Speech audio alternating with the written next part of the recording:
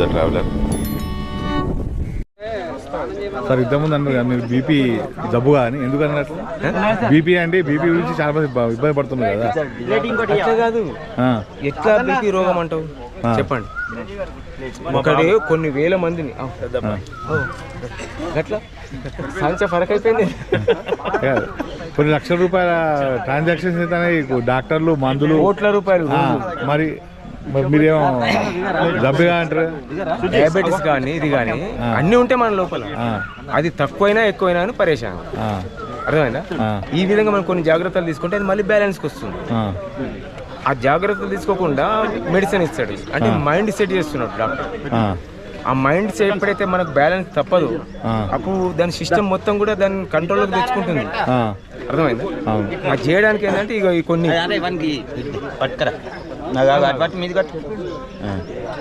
ఇప్పుడు సహజంగానే BP control ఉంచుకోవడం ఎట్లా సార్? బీపీ కంట్రోల్ ఉంచుకోవాలంటే ఏం చేయాలంటే ఇప్పుడు ఒక సిస్టమ్ చెప్పినాను, ఇంకా చాలా ఉన్నాయి.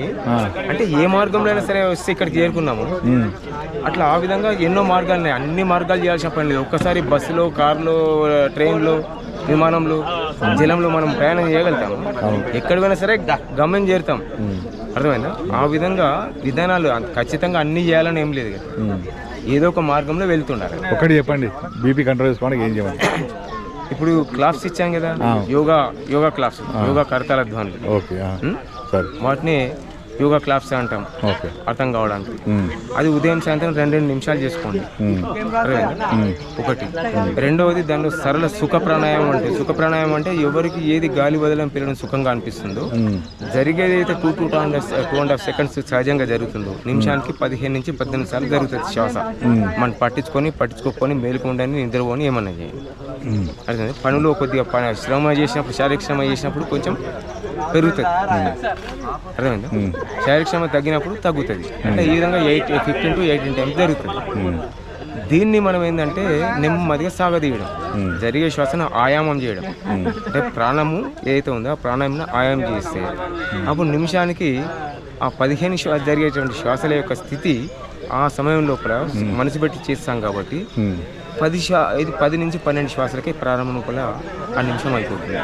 అంటే ప్రతి నిమిషానికి ఒక 2-3 శ్వాసల శక్తి కోల్పోకుండా ఉన్నాము, ఖర్చు కాకుండా ఉంటుంది. నిజానికి ఈ 100 సంవత్సరాల జీవితం అనుకుంటే 100 సంవత్సరాల లోపల రోజుకి దాదాపు 21,600 సార్లు లెక్క. 15 అంటే ఇక కొద్ది 18 అంటే ఇంకొంచెం పెరుగుతుంది. దాన్ని మీరు ఎంత ఖర్చు పెట్టుకుంటారో మీ ఇష్టం.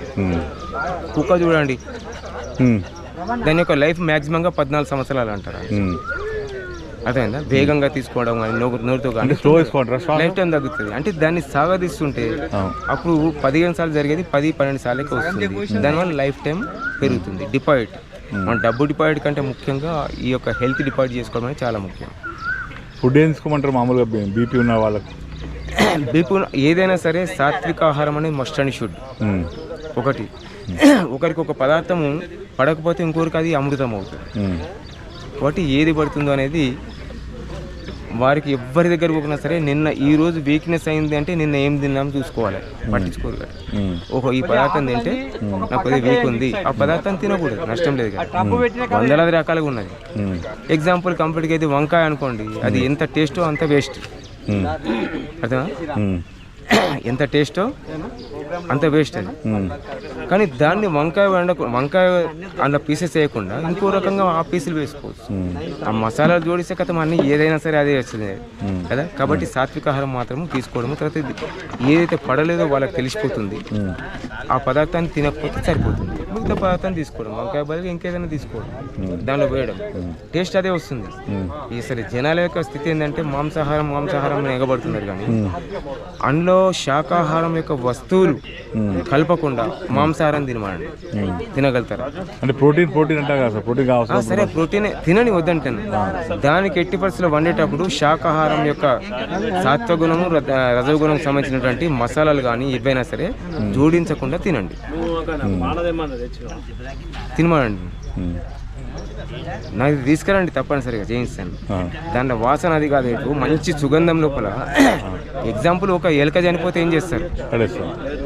అది దొరకదు. దుర్గంధం వస్తే ఏం చేస్తావు? దానికి ఎక్కడో దూరంగా పడేస్తావు. ఏం చేస్తావు? ఫస్ట్ దూరంగా పడేస్తావు. అది దొరకదు నీకు. అంటే బంగ్లాలైనాయి ఉద్బత్తులు పెడతాం. అది అగరబత్తి ముట్టిస్తాం.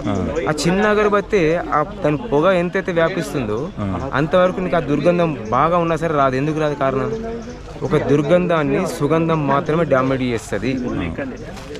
అర్థమైందా? చెడును మంచి డామినేట్ చేస్తుంది, అనారోగ్యాన్ని ఆరోగ్యం డామినేట్ చేస్తుంది.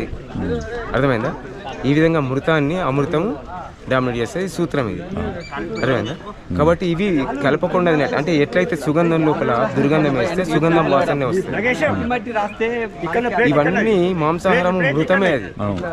అది మనమే చూస్తాము. రాలేదు ఎవరు అంటే కథం కూలింగ్ బాక్స్ చాలా పెడతారు శవాన్ని. ఎందుకు పెట్టాలి? మరి బయటనే ఉండాలి కదా. బయట ఉంటే వాసన వస్తుంది. ఆ వాసన రాకుండా ఇచ్చేస్తారు కదా.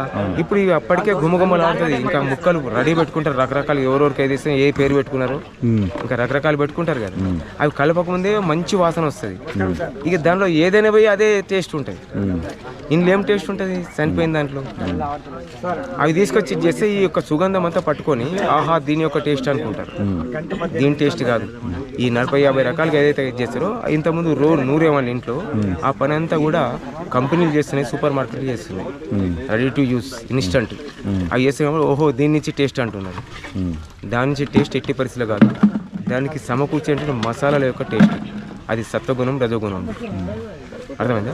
ఒకవేళ లేదు అని ఒప్పుకున్నట్టయితే ప్రోటీన్ లేదు ఉంటాయంటే ఇవి కలపకుండా తినమాట. మరి అది కలపకుండా ఈ సాత్విక ఆహారం కానీ రాజసిక ఆహారం కానీ తినగలుగుతాం. మరి అదర్ దెన్ ఇది వెజ్ కలపకుండా ఇది నాన్ వెజ్ తినమండి. ఎవరైనా సరే తినమండి.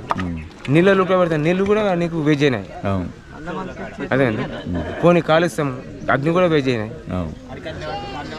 నాన్ వెజ్ అంటే డైరెక్ట్ తినేసేట చూద్దాం. మరి చిచి అంటారు. అరే నువ్వే చిచి అంటున్నావు, మళ్ళీ అదేంలో కలుపుతావు. ఎందుకు చెత్తను ఎందుకు కలుపుతున్నావు? వాళ్ళు బయట పడేసి రావాలా డస్ట్బిన్ పనికిరాంది. మనం ఏం చేస్తున్నాం? బీరువాలో పెడుతున్నాం. మరి ఏం చేస్తుంది? దీన్ని ఏం చేస్తుంది? ఈ జఠరాగ్ని ఏం చేస్తే నువ్వు ఏది పంపిస్తే అది అరగొడతా. అరగొట్టేంత వరకు ఏం కాదు. ఇక అరగడం కూడా నశిస్తుంది అనుకోండి, రోగాలు. ఇప్పుడు ఏం చేస్తారు? బయట పడకముందు వాడు ఏం చేస్తుండో తెలియదు, ఏం మాట్లాడుతుందో తెలియదు. తాగేవాడు కానీ తినేవాడు కానీ. అర్థమైందా? ఎట్లుంటే చూడండి, మానసిక బ్యాలెన్స్ అనేది ఉండదు. మాంసాహారం యొక్క మీరు మామూలుగా ఒక గ్రూప్కి మాంసాహారం రోజు తినిపేయండి. జస్ట్ ఎన్నో రోజులు కాదు, ఒక 4 వారాలు 6 వారాలు 1.5 మంత్ తినిపేయండి. ఒక 1.5 మంత్ సాత్వికాహారం మాత్రమే తినిపేయండి.